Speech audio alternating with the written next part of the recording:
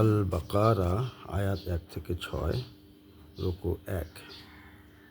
আমরা অনেকে নামাজে পড়ি এই সূরা, কিন্তু কে কতটুকু হৃদয়ঙ্গম অর্থসহ করতে পারি সেটাই হচ্ছে সন্দেহাতীত। তবে এইভাবে যদি আমরা চেষ্টা করি নামাজে এই সূরাটা পড়ি, অথচ অনুভব করি, অনুভূতি থাকে যদি আল্লাহ পাক কী বলছে এই আয়াতে, তাহলে নামাজটা অত্যন্ত হৃদয়ঙ্গম হবে এবং আল্লাহর কাছে মর্যাদা পাবে। আমরা এইভাবে চেষ্টা করব। আউযু বিল্লাহি মিনাশ শাইতানির রাজিম। বিসমিল্লাহির রহমানির রহিম। আলিফ লাম মিম। যালিকাল কিতাবু লা রাইবা ফীহি হুদাল লিল মুত্তাকিন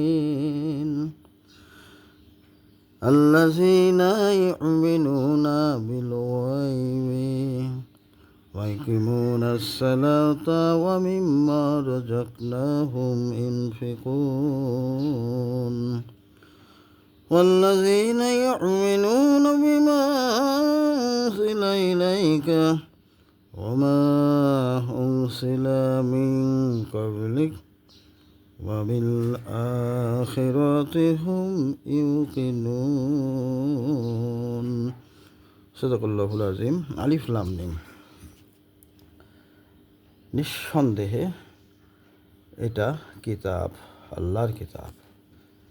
মুত্তাকিনের জন্য রয়েছে পথ নির্দেশ, আর যারা অদৃশ্যের প্রতি ঈমান আনে, সালাত কায়েম করে এবং আমি যা তাদেরকে রিজিক দিয়েছি তা থেকে ব্যয় করে।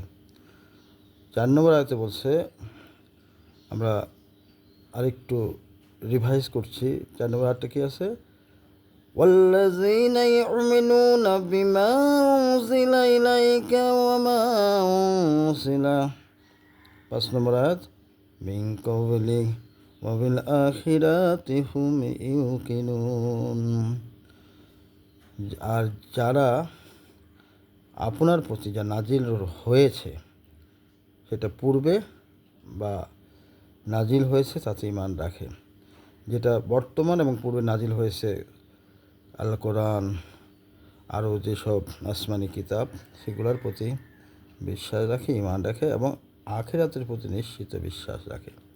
এভাবে যদি আমরা এই সূরাগুলো অর্থসহ পড়তে পারি, তাহলে আল্লাহ পাক আমাদেরকে কী করবেন? আল্লাহ যাকে ইচ্ছা করেন হেদায়েত করে হেদায়েতের পথে ইনশাআল্লাহ আনবেন। এই জন্য কোরআনের আরেকটা আছে, উলাইকা আলা হুদাম মির রাব্বিহিম ওয়া উলাইকা হুমুল মুফলিহুন।